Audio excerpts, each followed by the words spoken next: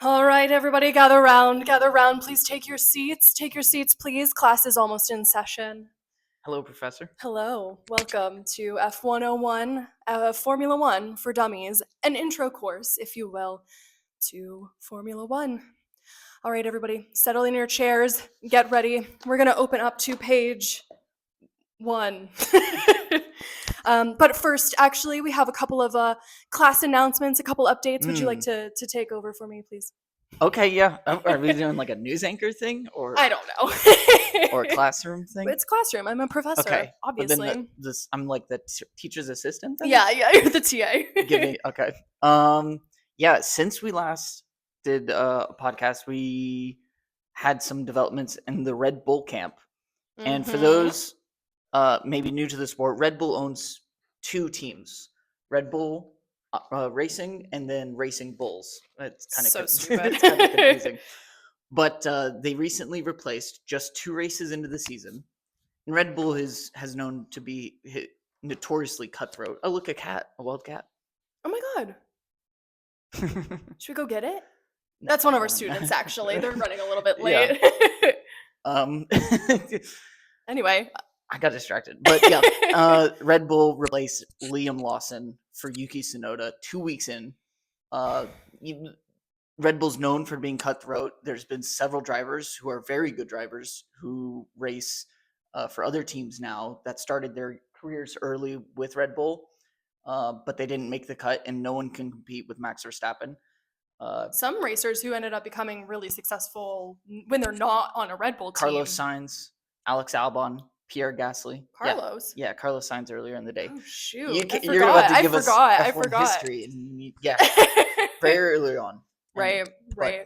So, but 2 races is pretty unprecedented. He's not out of Formula One. No. He was just demoted to the junior team. Which, is it even a demotion at this point? We don't know. The Racing Bulls car could be faster than the Red Bull car. We just have nothing. Some people are thinking, well, so the thing with the Red Bull is it's just it's finicky, and Max knows how to drive it. Mm-hmm. So Alex Albon has mentioned that it's basically like in a video game, if you turn the sensitivity level up as high as it'll go, that's what the Red Bull car is. So that's why so many people have a really hard time adjusting to that car.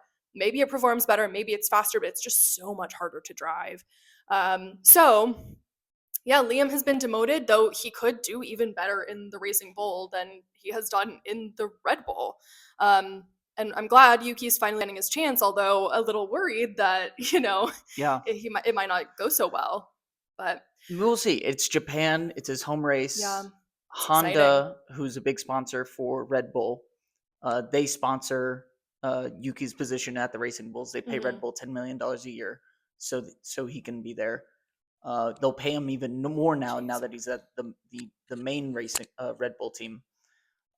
So I think it was kind of a combination of Liam Lawson's last place performance and the next race being Japan. Right. So that's true. It's a good debut for him.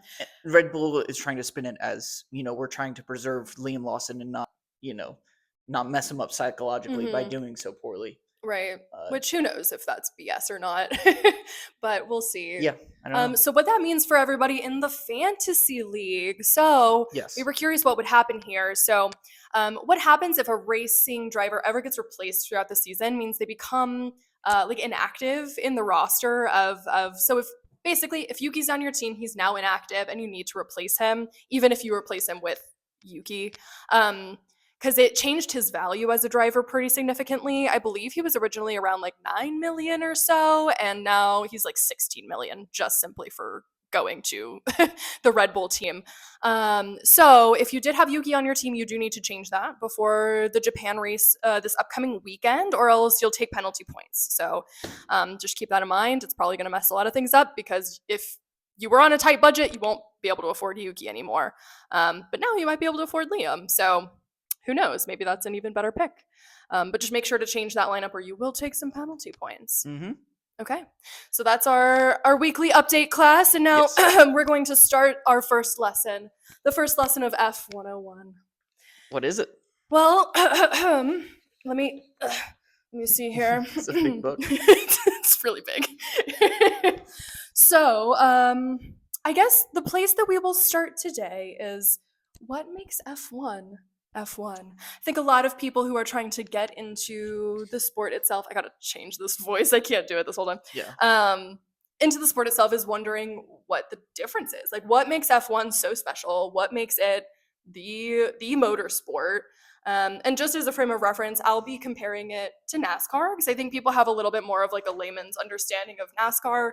Maybe not Do completely, they? It's but just car racing. yeah. They Well, think that's the thing, they're just like, what is car racing in right? general? And yeah, and they just think it goes around you go around a circle, and the first car Right, to pass the line wins. And like that's the general right. gist of it. They all go in a circle, different shaped circles, Sure, and the first one to cross the line wins. right. So what makes it different than any other circuit or Sure, racing series? sure. So starting there, NASCAR specifically, I think it's a very different culture. It's a very different setup. Basically, there's like three main differences between like NASCAR and F1. That there's a lot of differences just Yeah. in general. But the first thing being NASCAR, they're just regular cars that have been souped up, basically. Like they're stock cars that Yeah, and that was the kind of the draw of NASCAR in the early days. Not to get too much into the history of NASCAR, but sure. um, it was that they were racing cars that you could go and buy, and it was Mm-hmm. almost like a marketing scheme of just being like they're racing stock cars, and Right. that's why they called it stock. Right. Um, So and notably, but that's that's yeah, a huge difference. So the way F1 does it is they're not stock cars. You cannot no, go and buy an F1 car at your local dealership. hmm F1 cars are specifically designed to be the one of one. fastest car possible. So the thing with a NASCAR is that the aerodynamics are not going to be as good. It's big, it's clunky, it's a regular car. Whereas if you are starting from nothing and getting to build a car around, let's make it the fastest we Just possibly possible, can, just yeah. like a jet plane, Hmm. right? Hmm. And that's what an F1 car is. So you're getting to build it from the ground up. The only purpose of this car, well, not the only, but is to go really fast and to be able to like stay on a track and go around corners at really high speeds. I would say that's kind of the main difference in the cars Yeah. themselves without getting like too technical. Maybe we Yeah, can it's get into that considered the later. pinnacle of motorsports, right? So if you could build the best car Right. possible, This is what that it would when it, look like. like yeah, exactly. Right. Notably, as well, with those car differences, F1 is, I think, significantly faster. I mean, I say significantly, to be Depends top fair, speed versus right. So, like, cornering. historically, NASCAR, their max speed has been 212, but that's like historically. That's Yeah. like, they don't hit that. Average speeds for NASCAR range from like 150 to 180 miles per hour. For F1, I mean, Yeah, for all our European listeners, you got to put it in. I'm not changing that to KPH or whatever. For F1, though, the max speed, which has been set by Sebastian Vettel, actually, Really? was 234 miles per hour. With the average speed during a race, it changes a lot depending on if you're going around a corner, if you're going down a long straight, but the average speed is about 200 miles per hour. So it can, obviously, through a race, it varies quite widely, but that's kind of one of the main differences there, which makes sense, right? If you're creating a car that's specifically made for going as fast as it possibly can. And then the third, I think, really main difference is the tracks themselves. Hmm. NASCAR, typically, you think of you're going around in an oval, and that's about it. And it's, banked on the sides or whatever, and my hat is falling off. Um, and usually, I think all those circuits are in North America. So it's become very much, like a country hillbilly type situation. Yeah. Whereas with F1, all of the tracks are vastly different. They're like I mean, I wish we would have brought. We have a little model of the Austin track. It doesn't even make sense. But what they do with these tracks is they try to make something really interesting. With you want to get those long straights, so you They're can trying to get be that top challenging. speed, and then Yeah. you want all these interesting curves and lines and chicanes, which we'll talk about later. Mm.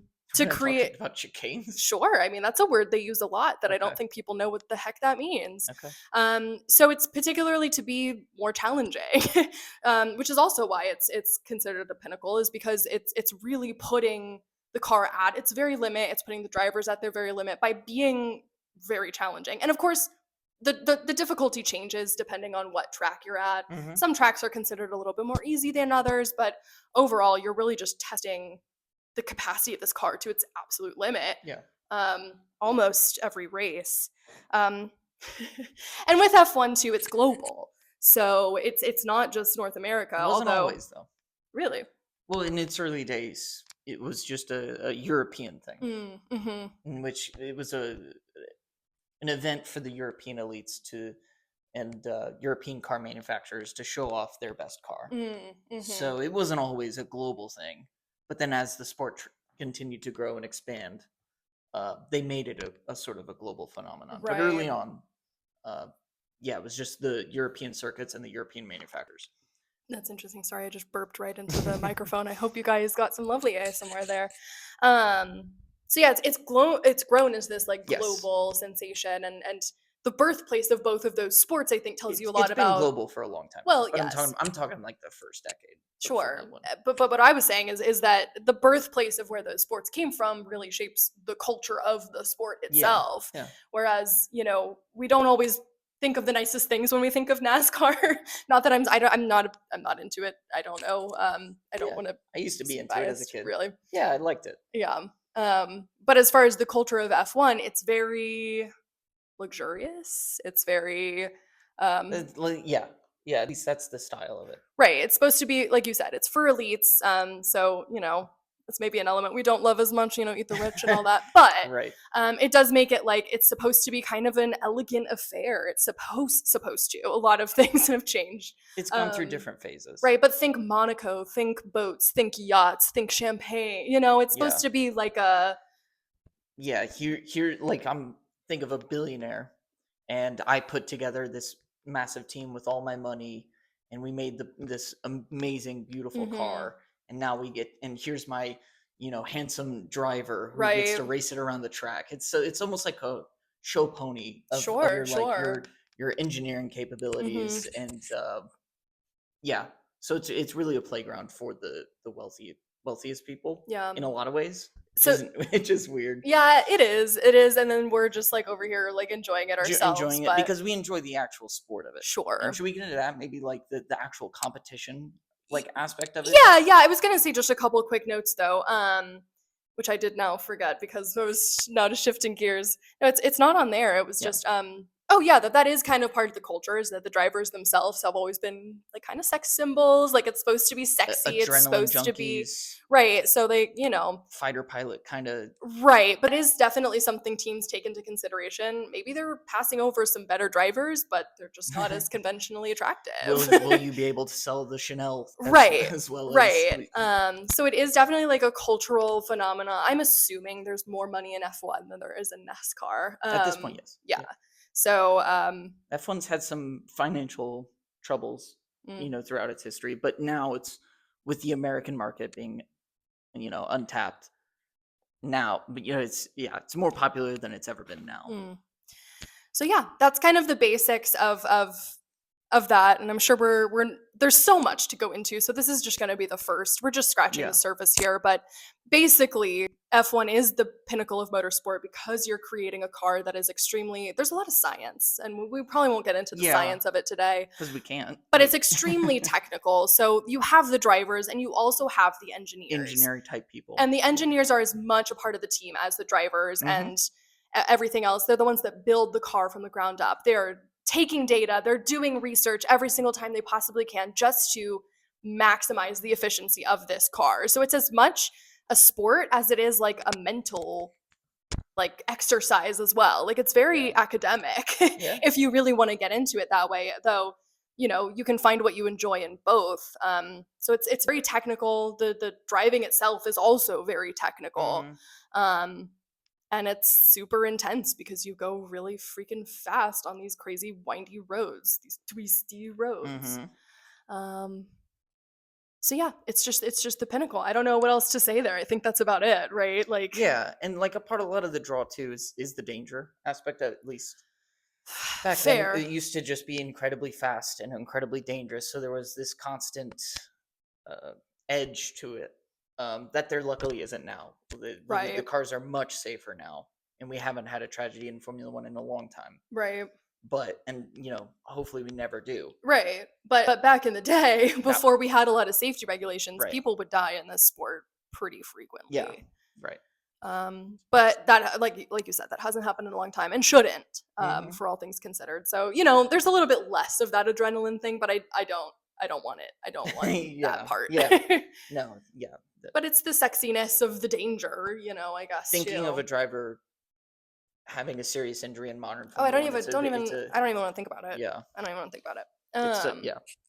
It's unheard of. Okay, should we go about the structure of the weekend? So Sure, the like the numbers, so the sport itself, yeah. basically. So Take it away okay, there's 10 teams. Each team has two for cars for now. and two drivers for now. They're adding a Cadillac in 2026. So we'll have 11 next year, 11 but teams. we'll get there when we get there. Yeah. Over the course of they'll race over the course of a weekend, and that will consist of. We'll talk about a normal. We won't talk about a sprint Yeah, race weekend, but they'll have three practices, 3 three practices. practices, and they call them free practice one, FP1, FP2, FP3. Mhm. Then they'll have a qualifying on Saturday, and then a race on Sunday, Mhm. and that's your general structure to the weekend. Generally, yep. First day is FP1, FP2. Second day is FP3 and quali in the same day, And then and then the race. Sunday is just the race. Do you want to explain quali? Yeah, so qualifying is broken out into 3 sections: Q1, Q2, and Q3. Each qualifying session, you knock down the slowest 5 drivers. So all the drivers have 15 minutes to go out there and do their fastest lap, and whoever has the 5 slowest times, they get eliminated. Mhm. And then 15 drivers move on to Q2. Yep. Then they do it again. 5 drivers get eliminated. Then you have 10 drivers left for Q3, and then that will determine the order in which you start the race. Yeah.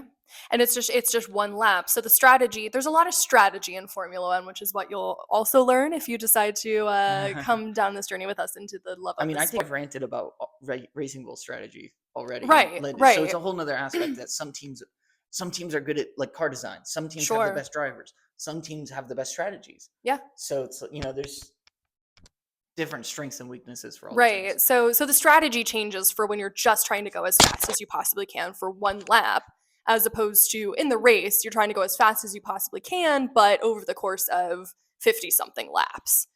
So it changes a lot. Yep. And you get points based on how you finish the race, Hmm. and then whoever after the season's over, 24 races this season, the longest season in Formula Ever. One Yeah. history. Whereas the most points is the winner of the drivers' championship. Hmm. Now there's 2 championships, Yep. which might get people confused. No, You it's know, okay. there's a drivers' championship, so who's the best driver? Individual. So only one person is winning this. It is like, this is the most talented driver, which Yeah, obviously is very determined by if you the have a car good you're in. car or Yeah, not. and then there's the constructors' championship, which is the best team. Team. So there, like we said, there's 2 drivers on each team. So for example, talking about Red Bull, we now have Yuki Tsunoda and Max Verstappen. So technically, they're each other's biggest rivals because they're the only other person you can measure yourself to. Right. It's the only other person that's driving the exact same car as you. So it's interesting. We say they're teammates, but really they're in very fierce competition with one another. Mm-hmm. Just because you can't measure anybody else because they're in such totally different gear. Yeah. But the team itself, obviously, if you have a good car, you're gonna have a good team, even if one of your drivers is maybe not as good as the other. So that's why they do also constructors, because that's more of a shout out to like the whole team, the engineers, that they were able to put together just a well-rounded team. Mm-hmm. So it just combines both of the drivers' points from the drivers' championship, totals those, and that's your constructors. Mm-hmm. I think you nailed it. Yeah, last year our driver champion was Max Max Verstappen Verstappen. for the 4th time In a row. in a row. Yeah. And our constructor was McLaren for the first time in Oh, gosh. The forever. 90s? Yeah.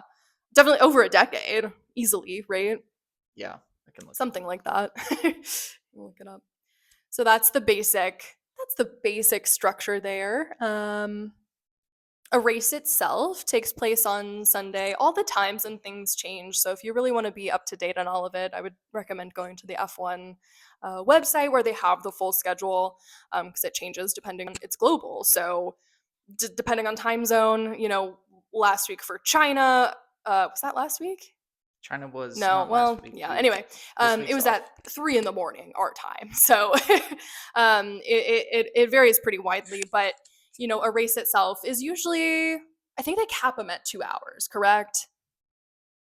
Yes, it's 2 hours Max. or around 190 miles, whatever comes first. Is it 190? Yeah, so they'll calculate the number of laps that they do at around 190 miles. Right, So if because it's each 72 laps at this track, or if it's 35 laps at this track, depending on right the length of the track, because each track is different unique. lengths. So Yeah. there's different mileage So yeah, but for the race won't go more than 2 hours. for one lap. Yeah, Mhm. but so you know it's okay. It's just a tow truck.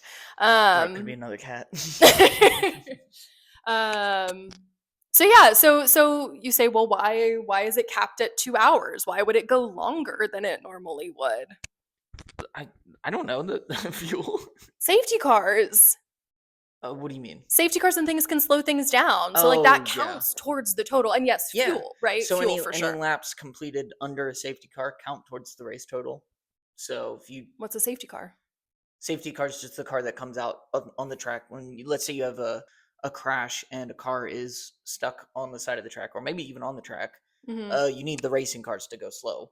So you have a pace car essentially to keep the pace of the pack and to bunch the pack up. So they're Hmm. all together and driving at the same speed for safety reasons. Hmm. So It's to clear the track away after usually a pretty decent accident. yeah, yeah. So that's a red flag safety car. There's so many technicals to I the know. number because there's also like just to go into the complexity of it. Like there's virtual safety cars too. There's different colored flags that tell Hmm. you when to slow down. They'll have safety cars or not safety cars, yellow flags in certain sections of the track, and then the other parts of the track are going really fast. Right. So So usually a yellow flag happens if there's a bit of debris on the track that they need to clear away. cool. Um, but what I'm getting at there is that's why potentially the race itself could go to 2 hours. Yeah.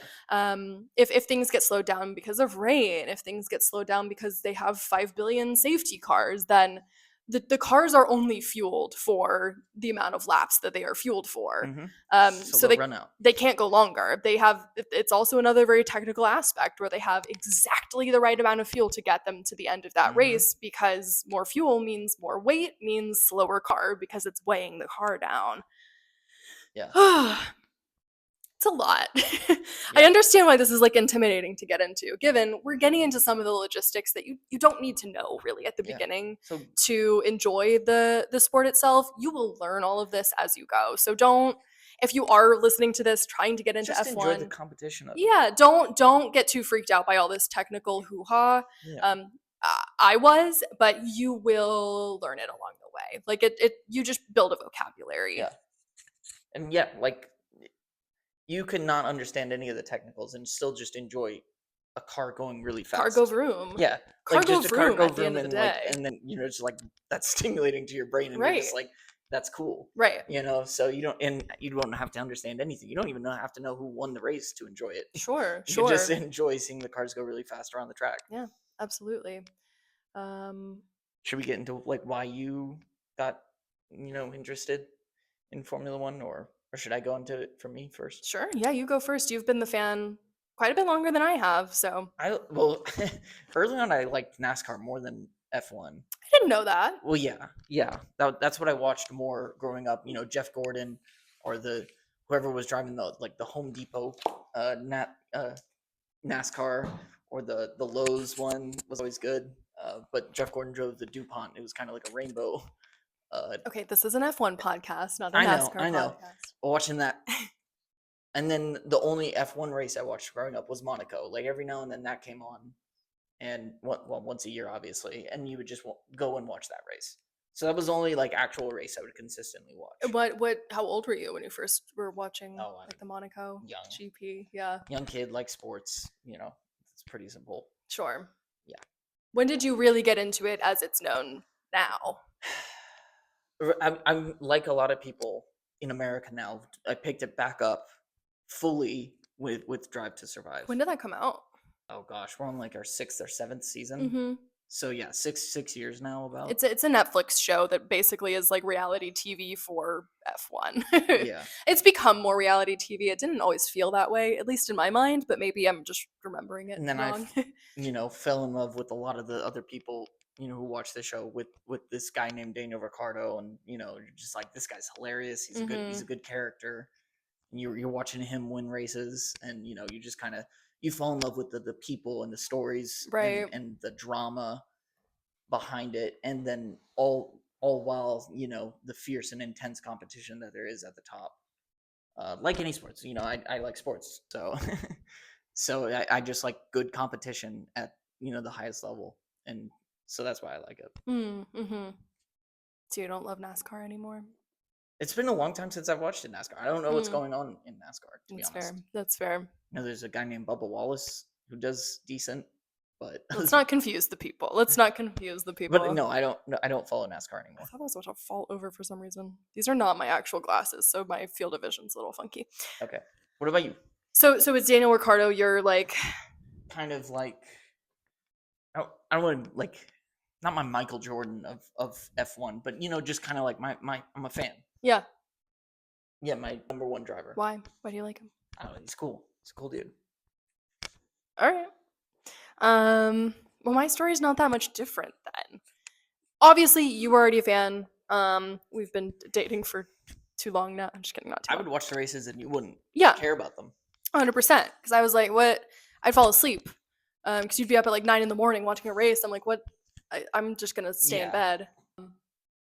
Yeah, and then I guess I don't know. I often take on a lot of your interests. So if it's on often enough, I'm gonna be like, okay, what's if you like it, I'm probably gonna like it too. Like we have very similar tastes in our interests and things. So, um, yeah. I mean, I didn't. I think I just started with the F with Drive to Survive. Mm-hmm. Um, So just watching. go watch the show. Yeah, that's basically it. And you just start to find out which drivers you connect with, which drivers you think teams, drivers. I mean, there's a lot of people who don't really, they just like the sport itself. They don't really care about any team specifically. There's people who are into the teams, there's people who are into just the drivers themselves. But I don't know why I chose Ferrari. Well, I do. It was because Carlos and Charles were my favorite pairing on the grid. And then They like were goofballs, yeah. yeah, my love of Ferrari just kind of followed, but it was a combination of Drive to Survive and honestly like you start to get on that side of Instagram or TikTok or whatever, and then your algorithm starts to really push all these really funny memes and all these funny moments, and you start to like learn even more and more, and they're just goofy and they're charming and it's fun, So you start to care about the people themselves. Mm-hmm. And it's really easy to like that's one of the things I tell people is so unique about this sport is that you can actually care about the people because there's only 20 people total in the entire sport. The entire sport. Like think about football. How many people total do you have in that entire sport? How are you going to find one person in that sea of random dudes to care about? You know what I mean? You do, but You yeah, do. it's not the same. Sure, you do, but it's a lot easier with F1. You could care about all 20 drivers and you know all their names, you know a little bit of their history, you know their racing style. Like you just become familiar with them and it's just like for me it's a story. Like yeah, every year. right. Well, and for example, like the drivers I really like have really cool stories. Like Charles Leclerc, who was born in Monaco. All of these drivers grew up racing go-karts at some point and then grew up and all of them dream about F1, of course. And Charles specifically, his dad was the one that was doing all the go-karting and creating the go-karts and taking him to races. And as he got older, he got into F2, which is the level right below F1. So I don't really know what the difference is there. It's just a little bit less powerful of a car. And his dad died.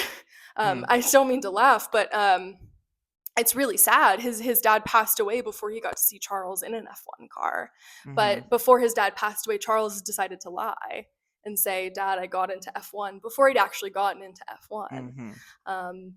And like that heart, I don't know, there's something about that heart-wrenching story. And now he is in F1 and now living in Monaco, he's won his home GP. And like these are just such fun stories. they're like, they can be touching and they can be funny and they can be heartwarming. I mean, you think about even like Lewis Hamilton's story where he comes from a single parent household, and Hmm. usually the people who are in this sport are rich Very rich.